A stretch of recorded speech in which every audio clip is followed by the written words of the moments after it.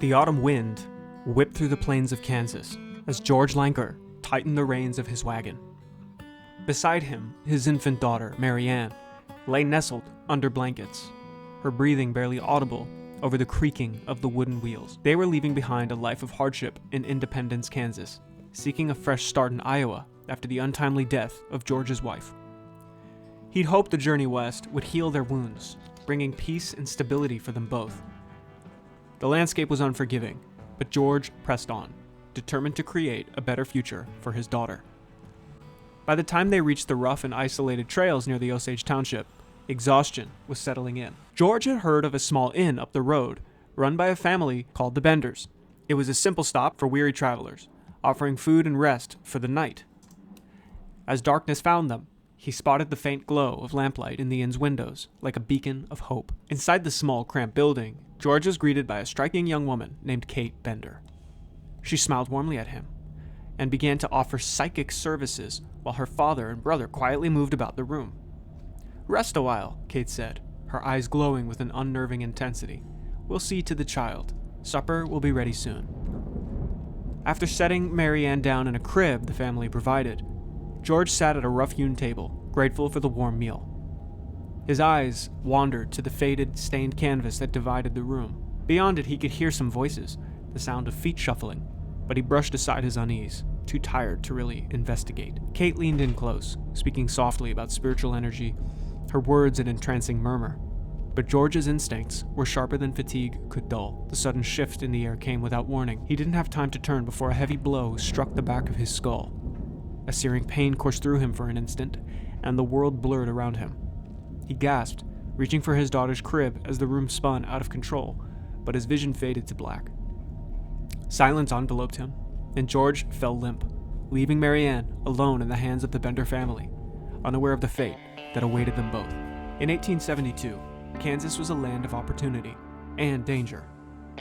Nestled in the heart of America's frontier, Kansas was rapidly transforming from a territory of wild prairies into a burgeoning agricultural hub, thanks to the promise of the Homestead Act of 1862. The act had opened up vast tracts of land for settlement, enticing many westward with the lure of free or nearly free land. Yet, alongside these dreams of prosperity came the harsh realities of frontier life: unpredictable weather, isolation, and the lingering effects of Native American displacement, and the ever-present threat of outlaws and bandits. Amid this volatile mix, the Bender family would carve out a grim and infamous legacy.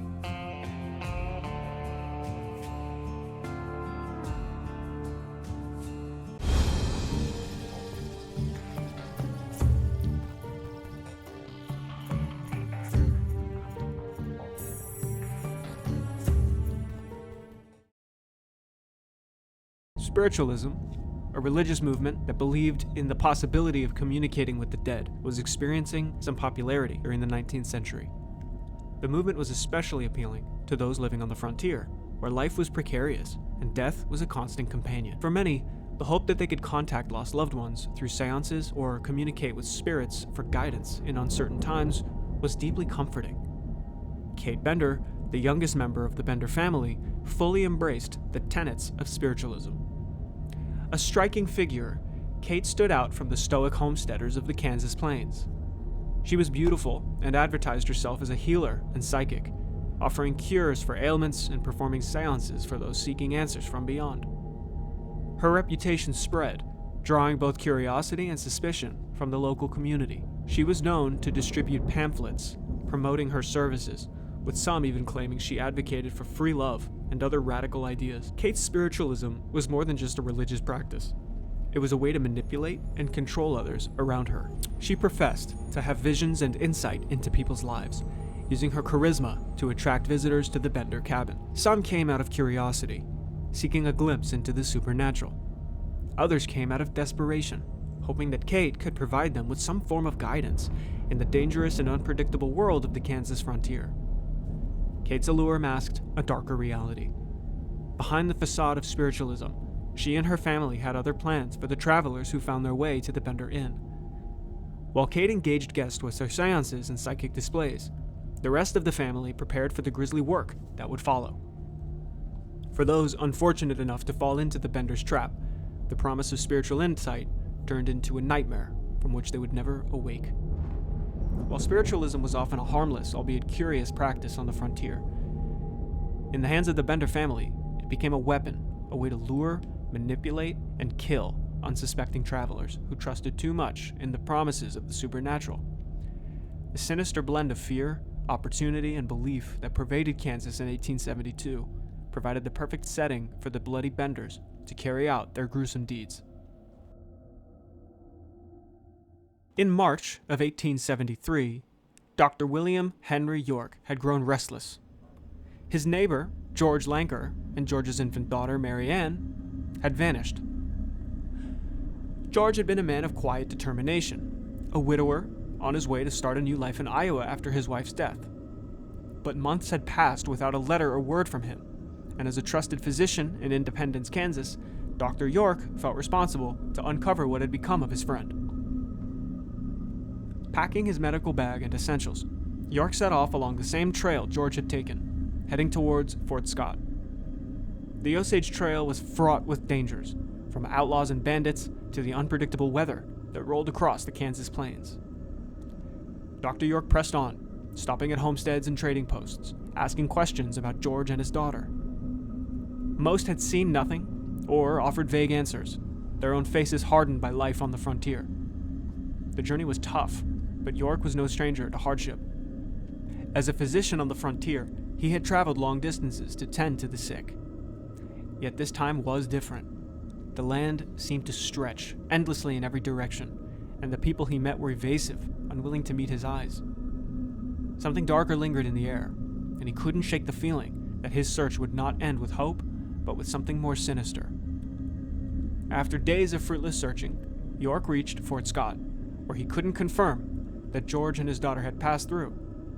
With no other clues to follow, York made the decision to turn back to Independence, hoping that perhaps some new lead would emerge closer to home. It was on his return journey that he crossed paths with the Benders. Dr. York first heard of the Benders from a fellow traveler on the Osage Trail. The Benders, the traveler said, ran a small inn and catered to passing settlers and weary wayfarers. Their cabin, modest and humble, sat right along the trail, offering a convenient place to stop for the night and get some food, rest, and good company. But more than the promise of a warm meal and a bed, York was intrigued by what he heard of the daughter, Kate Bender. According to this traveler, Kate was no ordinary woman. She possessed mystical powers and branded herself as a healer and clairvoyant. She could commune with the spirit world and uncover truths that remained hidden from ordinary men.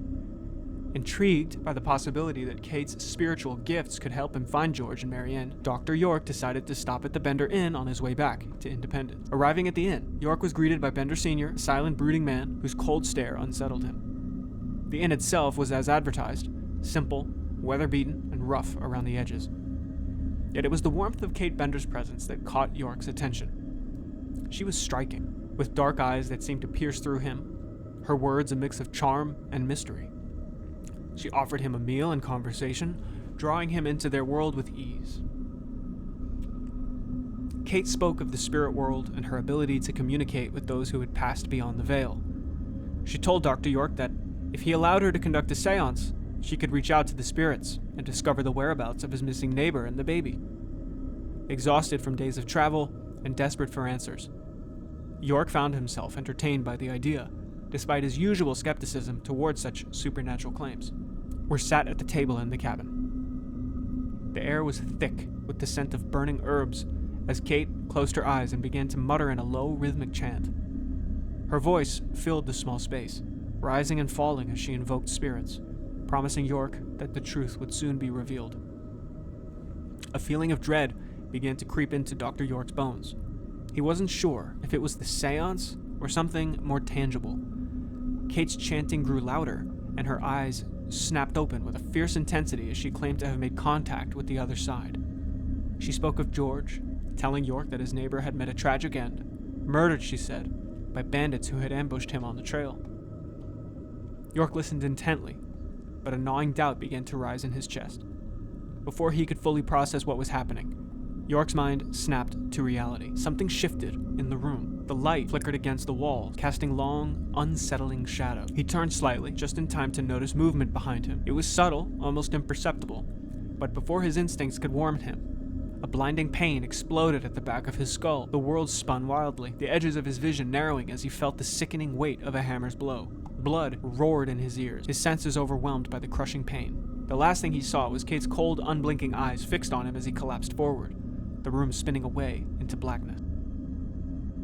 Dr. William York's sudden disappearance in early 1873 sent shockwaves through his family and community. His brothers, Ed York and Colonel Alexander M. York, were determined to find him. Colonel York, a prominent Civil War veteran, lawyer, and Kansas state senator, quickly took charge of the search, leading a company of around 50 men. Armed with his sense of justice and a military approach to investigation, he began questioning travelers along the Osage Trail and visiting homesteads in the region, hoping to uncover any information about his missing brother. The search was filled with uncertainty, but York's persistence would soon bring him face to face with the Bender family. On March 28, 1873, Colonel York and a fellow traveler, Mr. Johnson, arrived at the Bender's family inn. The inn had become a well-known stopover for weary travelers moving along the trail. Many had passed through without incident. Upon arrival, York calmly explained the purpose of his visit. His brother, Dr. William York, had disappeared while traveling the trail, and he needed to know if the Benders had seen him. John Bender Sr., his wife Elvira, and John Jr., as well as daughter Kate, admitted that York had indeed stayed with them, but claimed that he left safely. They suggested that perhaps he had run into trouble with Native Americans, a common excuse used to explain disappearances at the time. Colonel York, although troubled, conceded that this was possible, and accepted their hospitality for dinner. While the conversation over the meal seemed cordial, York couldn't shake the feeling that something was amiss. Kate, in particular, charmed him with her claims of spiritual abilities, offering to help find his brother through her alleged clairvoyant powers. The family seemed cooperative enough, but the undercurrent of unease lingered. York left the inn that evening, unsatisfied yet without any solid evidence to justify further action. Colonel York's suspicions grew when just a few days later, he received disturbing news from a woman who had narrowly escaped the Bender Inn. She claimed that Elvira Bender had threatened her with knives, sending her fleeing from the house in terror. Armed with this information, York returned to the inn, this time accompanied by a group of armed men. Upon confronting the Benders about the woman's accusations, Elvira feigned ignorance, claiming she did not understand English. However, when pressed further, she became enraged, shouting at York and revealing that her grasp of English was far better than she had let on. In a fit of anger, Elvira called the woman a witch, accusing her of cursing her coffee, and demanded that York and his men leave. Tension in the room was palpable, but York restrained his men, who were ready to take immediate action. Before York left, Kate made a curious offer.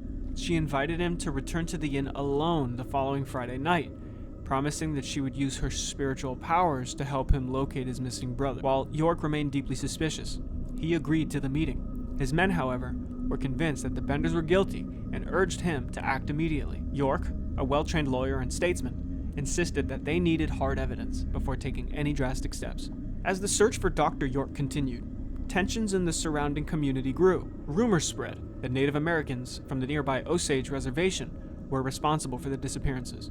To address these concerns, a meeting was called at the Harmony Grove schoolhouse, attended by local residents. It was during this meeting that the group decided to search every homestead between Big Hill Creek and Drum Creek in hopes of finding the missing doctor and others who had vanished along the trail. Despite the growing suspicion, York did not act immediately against the Benders. His sense of justice held him back from accusing them without concrete proof.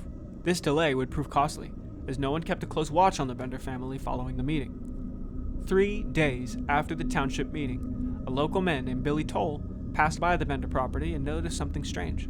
That the inn was abandoned. The farm animals were unfed, and the place seemed deserted. Toll immediately reported the matter to the township trustee. After several days of delay due to bad weather, organized a search party. Among the searchers were Colonel York, still resolute in his mission to find his brother. When the party arrived at the Bender Inn, they found the cabin eerily empty. The Bender family had fled, leaving behind no personal belongings, food, or supplies. The cabin's air was thick with an unpleasant odor, which led the searchers to a trap door hidden beneath the bed. After prying it open, they discovered clotted blood in a small, cramped space below the cabin floor. Although no bodies were immediately found, the blood-soaked soil sent a chilling message. Something terrible had happened here. Determined to uncover the truth, the searchers lifted the entire cabin and moved it aside, digging beneath it and probing the surrounded area with metal rods. It wasn't long before they made a horrifying discovery. Dr. William York's body was found buried face down in a nearby garden. His skull bashed in and his throat slit. The grim search continued late into the night, and by the next morning, the bodies of at least 8 more victims had been unearthed, all showing similar signs of brutal murder. The discovery shocked the nation. Colonel York's relentless search for his brother had not only revealed the tragic fate of Dr. William York, but it also uncovered the Bender family's gruesome legacy as serial killers. A thirst for blood and a need for resources led the Benders to lure travelers to their inn, bludgeon them with hammers, slit their throats, and bury their bodies in shallow graves around their property, taking whatever resources from the weary travelers as payment for their stay.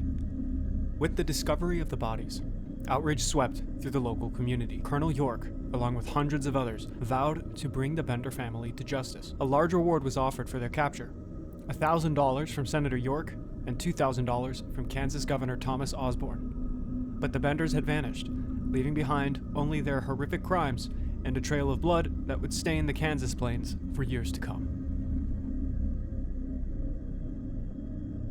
The story of the Bender family would become one of the most infamous tales of frontier justice, a dark reminder of the perils that lurked along the untamed trails of 19th century America.